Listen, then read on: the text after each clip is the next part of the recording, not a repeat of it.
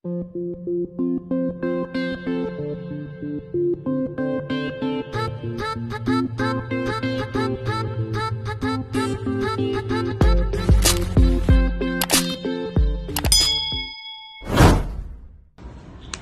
guys! Welcome back to my vlog. So, na-miss nyo ba ako? Kasi matagal-tagal na rin akong hindi nakakapag-vlog. So, ang topic natin for today is 500 peso bill. May natanggap kasi akong 500 peso bill, kaya hindi ko alam kung ito ba ay tunay or fake. So, simulan natin.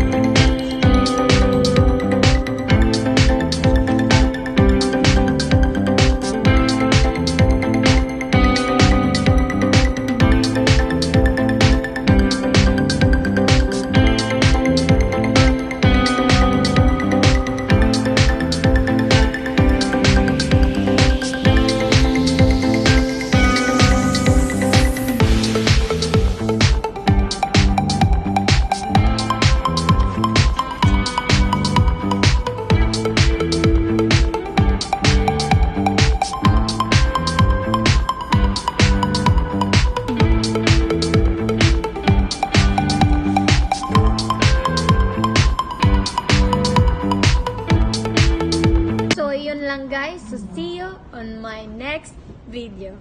Bye!